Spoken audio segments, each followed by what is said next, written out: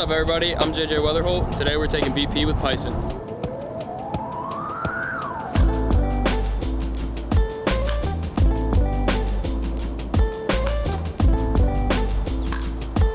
That's what we did the past 2 years. We had great success. And, even last year we were sick. I'm moving slow, but I'm still going to put this bat on the ball. And just that mindset can propel you. JJ, is hitting a bit different at the pro level? Yeah, I mean, it's been a little bit different, honestly. Some of the arms are obviously a lot better, but competition just more consistent. So you're seeing a good arm just about every day, and I mean, it's that guy's job. So he's there to get you out. You got to do your best to get on base. So it's definitely been tough, but you just got to find ways to adjust. And thankfully you can talk to players who have been through it, coaches who have been through it, and kind of just trust in their word. And at the end of the day, it comes down to what you do after the game, outside of the game. So prepare yourself, work hard, get your good swings in, and then trust yourself in the game and have fun. What are some of the challenges and changes you've experienced at this point? I think probably the biggest thing, like I said earlier, is just the consistency of the competition. I mean, in college, Friday, Saturday guys are usually really legit, but then after that you can kind of see a drop off, and kind of at the pro level, there really isn't that drop off. Yeah, you're going to get some arms that are better than others, but for the most part, it's just a high level competition. Everybody's throwing 3, 4, 5 pitches in the zone, high velos, mid 90s, all different types of pitchers, side arms, good slider guys, good changeup guys. So you just have to be on point with your game in every facet of it. The game speeds up a little bit defensively. You got to be smooth, make the plays. People are faster, people are stronger. So it's definitely a completely different ball game, but you just got to keep putting your head down and go to work. How did you end up at West Virginia? Yeah, so they were my only offer. I mean, I committed after my freshman year, so I mean, really I was just about a sophomore, which you really can't do anymore. They kind of pushed it back, which I think is good, but back at that time, that's what you did. You committed early. So they gave me a good offer. I love the school, I love the staff, I love the facilities, and for me, I just thought it was going to be a great place to go, and thankfully I was right. So I made the right choice for sure. Had the time of my life there, got so much better at baseball, learned so much, and it was a wonderful experience, and I definitely miss those guys a lot. And you had a huge sophomore year down at WVU, and a lot of guys transfer after those big sophomore years. What made you stay? I think just the loyalty they showed to me. I mean, like I said, that's the first school that really came after me. That's the first school that offered me. I mean, it's the only school that offered me. And, that loyalty meant so much to me that they believed in me and gave me a chance. They gave me a chance to play freshman year, and they banked on me sophomore year getting better and just told me, like, hey, you're going to be a key piece of this team. We need you to get after. And so I did. And I think it's just wrong, to have a good year after all these people have done for you to kind of just turn your back on them and leave. So it really was no decision. And I'm super thankful that I stayed. It was a great decision. It really wasn't even a thought process. So yeah, I love that place.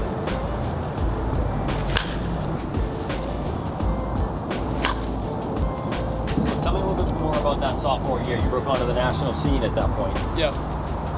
And obviously that's when you really gained large-scale attention, right?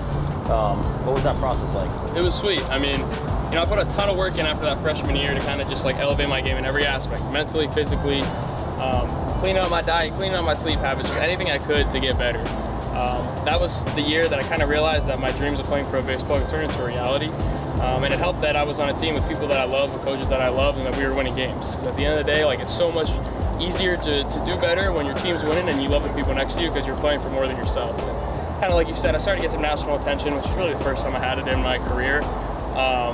People didn't really know who I was. They didn't know where I was from. And then, I went out and I hit. I played my game. I showed that I've been working hard and trusting my abilities, and it turned out to be, to this day, the best year of my career, and it was just fantastic.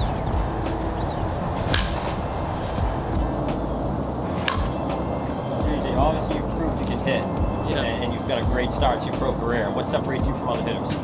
I think honestly just my feel for the barrel and just my ability to hit the ball to all directions. I think in college I really made a name for myself living in the left center field gap, which it's kind of unusual.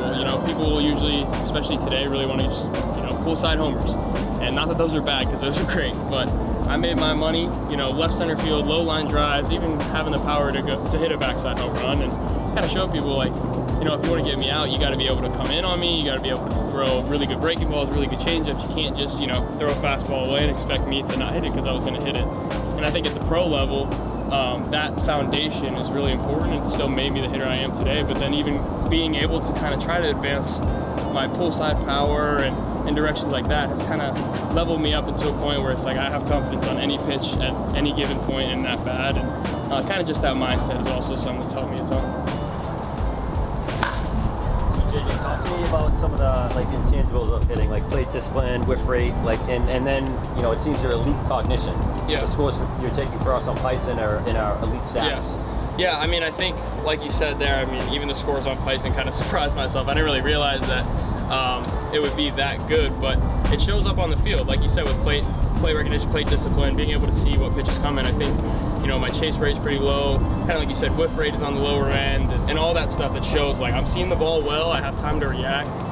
It's huge, and just having that discipline, that patience to be able to cover a fastball and cover a fastball away, but still not chase breaking balls that are out in front. So, it's something that I trained with Pison, and we saw the results there, and then you see the results in the field. So, we obviously know baseball is a mental game at the end of the day, right? How is training cognition valuable for you? Yeah, it's super valuable. I mean, it's just another asset of the game. It's getting more and more studied. There's more and more resource about it. I mean, up until Pison came to West Virginia and kind of gave their presentation on us, I didn't really know that you could track it like that. In the Cardinals org, we have a little test, something that they do to test, cognition and stuff like that, but it's not as sophisticated as Pison is. So it's cool that I have this resource at me at all times and kind of just tell myself where I am that day. But like I said, it's a separator. I mean, everybody at the major league level, minor league level, is doing stuff that kids in college, might not have taken as serious. So we're sleeping better, we're taking care of our diet, we're working harder, all of that stuff. But that's a given. Everyone's going to do that. So when you tap into a side of cognition that not everybody knows about, not everybody has access to, it's just another way you can put yourself ahead. And at the end of the day, that's what it's about, is finding ways to gain ground on your competition. Take me back to your youth days. How would you use Pison to train back in your youth days? Yeah, I think it would have definitely just been, honestly, something that I would have had a ton of fun with. I think as a kid, you're always just looking for something that grabs your attention, and that was something that definitely would have grabbed my attention. I definitely would have needed somebody like a mentor, or hopefully my dad understood it, to kind of like relay the information, because I probably wouldn't understand it. But there's no way me as a kid wouldn't love, watching the screen and flashing it and seeing what my time is and stuff like that. And then we can have somebody draw the dots of how this is going to help me as a player. I mean, I would have ate it up all day. So that's definitely a resource that would have been cool when I was a kid, but I'm super thankful that I got it now. But the go, no-go test, so your second test, right? White light or orange light. Right. Are you using that for in-game recognition now of, fastball in the zone, breaking ball in the dirt, check your swing? Yeah, I mean, I like to draw those connections. I think kind of the more serious you take it, the better it can be for you. So I remember vividly in college when we would do it, me and my buddies would go take the test in the theater, lights dim, we take it super serious, we're trying to compare scores, we're trying to beat each other, which is what you want at the end of the day. And I mean, I think I might have got before one of the updates, like a 98 or 99 out of 100, and it was pretty sweet. Like, I did it, and I was like, dang, look at that! Like, I must not chase anything today in practice. So I think that was kind of cool too, just going into that practice being like, I'm on point today. My pitch recognition is going to be sweet. So definitely a really cool test. It's often said, there's a ton of talent in pro ball, and that's evident, right?